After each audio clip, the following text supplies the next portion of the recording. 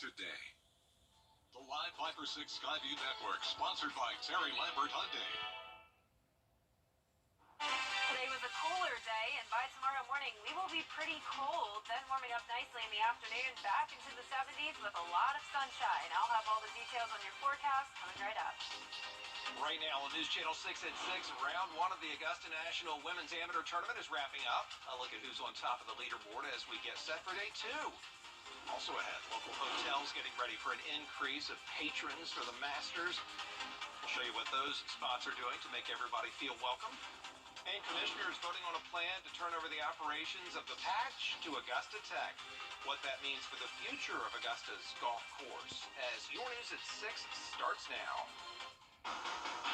Live from Television Park, this is WJBF News Channel 6 at 6. Good evening, everybody. I'm Brad Means. Thanks for joining us. Jenny is off tonight, as coverage you can count on begins in Columbia County, where the Augusta National Women's Amateur Golf Championship is underway. News Channel 6's Tiffany Hobbs joining us live from Champions Retreat with the latest. Tiffany. Yes, Brad. Well, earlier this morning at 7:30 a.m., the gates opened and patrons started filing in as the pursuit began for this year's Augusta National Women's Amateur Trophy. It's a beautiful day here in Evans, and round one is off to an exciting start for both the golfers and the patrons. This is not my first time. I've been every year since it's been here at Champions. My husband actually keeps score for one of the golfers. So it's so fun to be out here and look for him and cheer on the golfer he's working with. Landrum tells us an event like this makes her proud of Augusta. I have so much pride in just how welcoming and friendly this town is, but also how beautiful it is. You come out here and it's just so immaculate and well thought out. So it's just an experience that you want everyone to come and be a part of. Randall Bowler is a veteran living in Augusta. He tells us he and his wife have done the raffle for the championship many times over the years, and this year is the first year they've been selected. We're gonna do a lot of walking. So we don't play pickleball today, so we're gonna do a lot of walking. You look at beautiful scenery, so that's about it. It's wonderful, very wonderful. Yeah, wish I could have my granddaughter with me, but it's a wonderful day. Well, I'm filled with a lot of excitement. I've never been here before. And what are people looking forward to beyond the fairway? The food, that's the best. I want a pimento cheese sandwich. I've already consumed the pimento cheese and the chicken salad sandwich, and it was perfection. Now be sure to stay tuned for a recap of round one with our very own Kira Goldstein coming up. Live at Champions Retreat, I'm Tiffany Hobbs, WJBF News Channel 6. You know, Champions Retreat is located right down the road from the Greenbrier schools, and traffic there, as you might imagine, can be heavy before and after school. But the good news is traffic flow should not be impeded by the women's tournament right down the street, because only a portion of the number of people who go to the Masters go to ANWA. Plus, they have a shuttle to get patrons in and out, so the neighborhood should be pretty close to normal. By the way, that shuttle goes from Grace Baptist Church on Hardy McManus Road. Gates open at 7:30. Hotels on both sides of the river these days offering up rooftop experiences and special menus. Masters Week. 6th South Rooftop Bar, the Partridge Inn, has its own kitchen now up there. On the second floor, there's the 8595 Restaurant and Bar. Chef Thomas there telling us that A5 Japanese Wagyu beef will be on the menu. His pecan pie will as well. And also, that thing new this week, Renetta Dubose checking it out, the Partridge Cocktail in a special bird glass. Patrons can expect live entertainment and shuttles to Augusta National Golf Club all Masters Week long at the PI. We still have rooms this weekend for ANWA, and also Sunday night, and then the last weekend of the tournament, we do still have rooms available on Friday, Saturday, and Sunday. Yeah, Sunday night, $800. During Masters Week, you're going to need a badge to access the rooftop experience. That badge includes food and a cocktail. Hey, it's Masters Week. It is time now for a check of our weather with meteorologist Jenna Petracci. Jenna, a beautiful day for golf and everything else, and dry. Yeah, finally done with all that rainfall. We have a nice break for the next few days with a lot of sunshine. We had a good amount of sun today, but right now seeing some high-level stratus clouds on our Terry Lambert Wjbf outside the station. These clouds will be out of here shortly, though, and we'll return to sunshine tomorrow. High temperature today was only 65 degrees, around 10 degrees below average, so a little bit cooler today, but still feeling comfortable. Low temperature was right on track with average 47 this morning. Temperatures right now are in the low 60s, 62 at Bushfield and Aiken Regional, 61 at Daniel Field.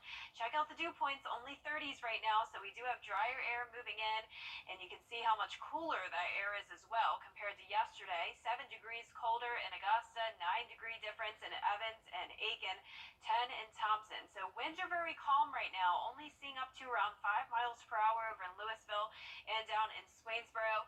The calm winds will allow our temperatures to really drop off tonight once our skies clear. So right now, still seeing the cloud cover across much of our area, but clear skies, calm winds tonight with high pressure right over our area will be the perfect setup for some very chilly temperatures. So we'll wake up tomorrow morning to 39 degrees. We could have some patchy frost around, warming up to the upper 60s by the afternoon and low 70s by the late afternoon. So a nice warm day with lots of sunshine. We'll have storms over the weekend, continued warm temperatures though, and even warmer into next week with continued rain chances. So coming up, I'll have all the details on your forecast, so stay with us, but back to you, Brad. All right, Jenna, thanks. Still no word on how much Augusta's new ambulance service will cost. Those talks ongoing as the countdown for Central EMS to take over continues. George Escala has the story. Central Ambulance Service is scheduled to take over running emergency calls in a little more than 3 weeks, but city leaders wait on how much a subsidy the company wants. So by not having any information in terms of subsidy, I think is a disappointment, and we really need to handle this situation more sooner than later. The city EMS subcommittee is in negotiations with Central and interim city administrator Takia Douse, telling commissioners that a subsidy amount still has not been agreed to, but a contract with the subsidy should be ready in 2 weeks. Now it seems like we're going to wait till after Masters to hear about it, which kind of puts our backs against the wall to hurry up and make a decision. And, I don't want to operate that way.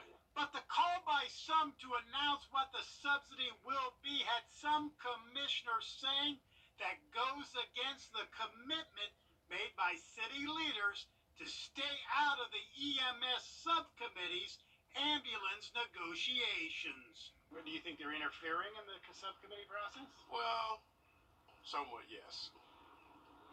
We need to just be patient and let it come to us. But for some city leaders, patience is running out because after Gold Cross gave a 30-day notice on the month-to-month contract with the city, Central EMS will be running calls April 22nd.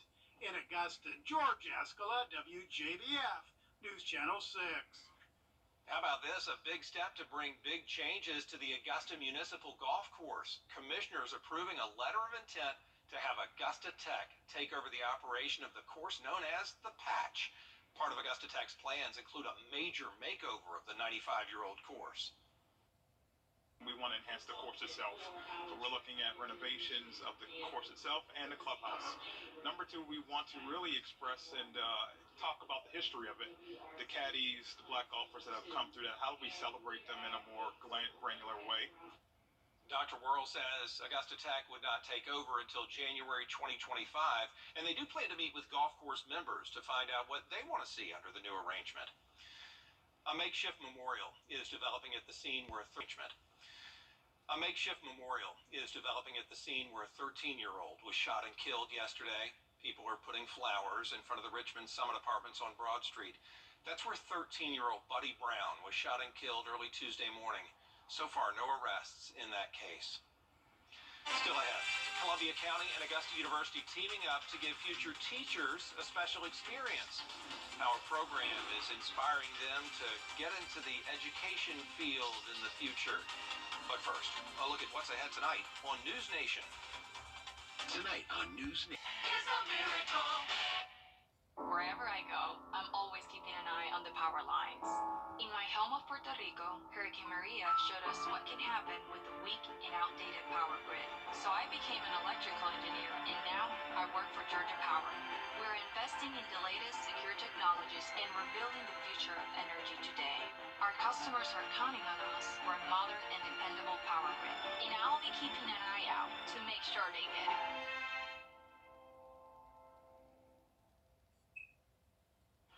Welcome back, everybody. Georgia lawmakers set to adjourn their legislative session today. They've been hard at work under the Gold Dome for 40 days now, and here we are at day 40 already. We can tell you the Georgia Senate adopted the budget. They had to approve that financial plan today. It is over in the House right now for final approval. And they focused on a lot of key issues this session, including school security, education, and public safety. Lots of bills on those items. However, they could not approve a bill that would make sports betting legal in Georgia. Lawmakers say they do expect that measure to come back up next year. Columbia County Schools and Augusta University are coming together for their inaugural TAP Talks today. This is an opportunity to try to inspire and give advice to high school students who are in the teaching as a profession pathway that puts them on a path to a job in education when they get out. More than 250 students from 5 Columbia County schools who are in the program came together today. You see them at the Performing Arts Center. They heard Teachers of the Year speak. They got to network. They got to ask questions. They had a lot of fun. They got prizes. And most importantly, probably, they got information on dual credit and potential scholarships. A $1,000 scholarship is going to be awarded to one senior from each of the 5 schools in the program. I'm excited to have my own kids when I become a teacher and just build those relationships with students. And I feel that this is a good thing for us to see because what we see is usually negative about surrounding teaching. Those scholarships set to be awarded at the annual Future Georgia Educators Signing Day event May 17th. More information on our website, wjbf.com. Jenna, back in with us tonight with a look at our forecast. So far, so good this week. Yeah, comfortable today. We had temperatures in the 60s, so a little bit cooler, but we're warming up to end this week and even warmer than that next week. I'll look at your temperatures with the 10-day forecast coming up after this break. Get more. Now, your most accurate forecast with WJBF Live 5 for 6. Good Wednesday evening. I hope you're having a great day. We had some sunshine earlier, but now these stratocumulus clouds have taken over the CSRA, very high-level clouds. These will be out of here, though, by tomorrow, bringing another round of lovely sunshine. But here's our Terry Lambert Hyundai Skyview Cam over at Augusta Marriott. At least we have no more rain or storms for the next few days. We have much drier air that has moved in, dew point of only 30 degrees. Our sensor is still picking up on the sunshine since these clouds are so high up, 62 degrees as our temperature with calm winds in the metro. Now for satellite and radar, as of course we can see the clouds across our area. These are pushing off towards the southeast though, and by tonight we will have clear skies with this high pressure right over us, and that'll cause our temperatures to drop off significantly tonight into the 30s. But right now seeing all the low 60s, 62 in Aiken, 63 in Saluda, Bamberg at 64, 65 over in Waynesboro, 61 in Thompson and Gibson. Across the southeast, we're seeing all the 60s, a couple spots at that 70-degree mark. Much warmer down in Florida, low 80s and some upper 50s over in North Carolina. Now, this all changes, though, as we get to the end of the work week. We're going to have a southerly wind that'll really warm us up, so expecting widespread 80s across the southeast, including us here at home.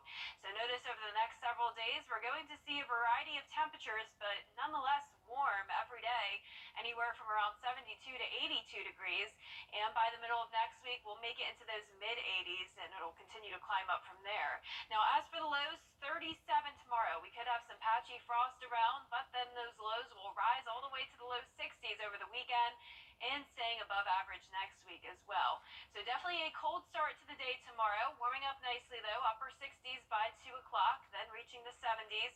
High pressure will stay over us with the clear skies through the start of Friday, but then we're going to watch this next system form out in Texas. This will increase our moisture, bring a threat of severe weather out to parts of the southeast, and we'll have that southerly flow ahead of this, which will bring the warmer temperatures. Now, this cold front comes through on Saturday morning. As usual, these usually lose their intensity by the time they reach us, but we're definitely still expecting some high winds as this passes through, some heavy down downpours and some isolated strong to severe storms could be possible. Then we'll return to high pressure as we go into the end of the weekend. Lows tonight will be in the mid to upper 30s. We'll have to watch these locations around 36 to 37 degrees for that patchy frost. Then for tomorrow, we'll be in the low 70s under nice sunny skies. 10-day forecast looking great both Thursday and Friday. Then the rain chances come back into the picture on Saturday, 70% chance, drying out on Sunday. And then next week, we're keeping the warm temperatures, but also keeping the rain chances around 20 to 30% all of next week. So you will need your Viper 6 umbrella. And today's winner is Rock Hudson from Augusta, Georgia. Congratulations, Rock. You have won a Viper 6 umbrella that you can pick up here at the station. All right, Jenna, thank you so much. We appreciate that. We appreciate that very much, Jenna. We'll be right back with sports.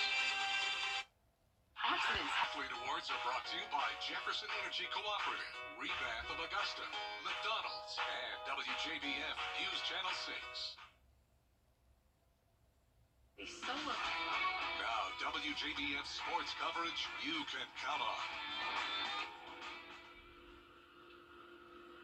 Welcome to Champions Retreat in Evans, Georgia, where the first round of the Augusta National Women's Amateur is in the books. After the first 18 holes, we have the top amateur in the world atop the leaderboard. Rose Zhang, the sophomore from Stanford, put on quite a show here today. Zhang is holding on to the top solo spot as she carded a 6 under after carding a bogey-free 66 to set a new 18-hole championship record and move one stroke ahead of Andrea Lignell of Sweden.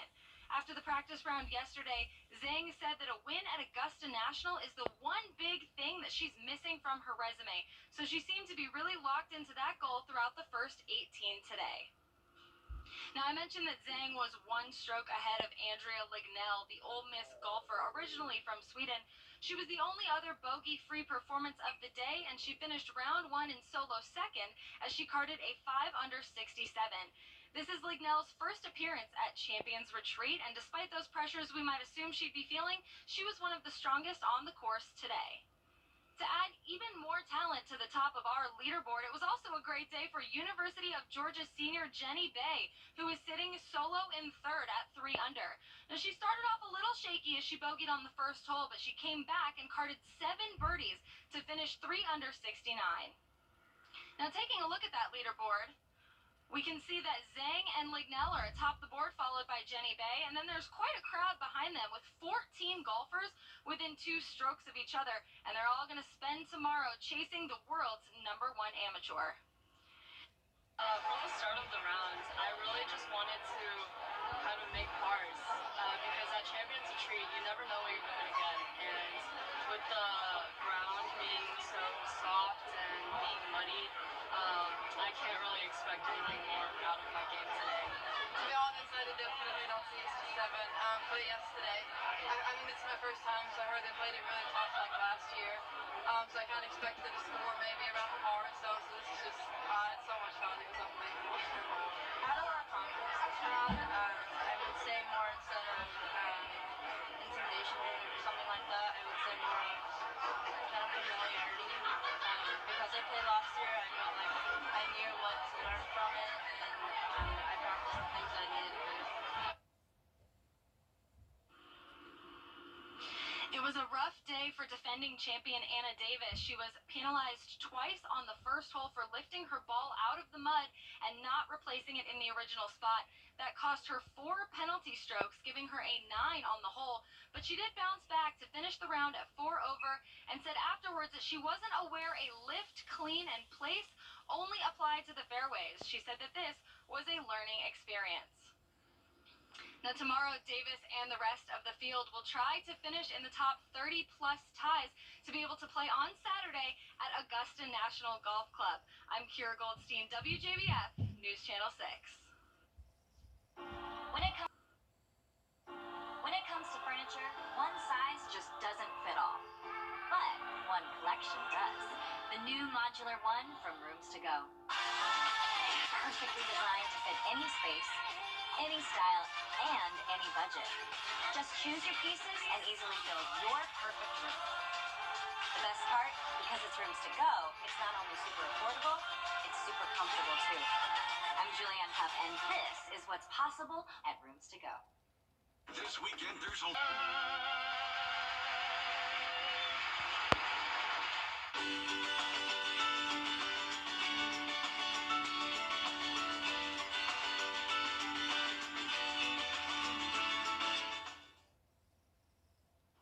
Forget about the cooler. Check out the next big thing. It's a portable fridge. It comes in 3 sizes, runs on a battery to keep everything nice and cold. You can put steaks in it, vegetables, you name it. It comes on 2 large wheels with a retractable handle so you can bring it wherever you go. Should be available later this year. It's about $500. And there you go, a fridge on wheels. That makes so much sense. I can't believe we haven't had one before. I know, why didn't we think of it? I love it. That is our report for now. Thanks for watching. We're back at 7 after World News Tonight. Have a great evening.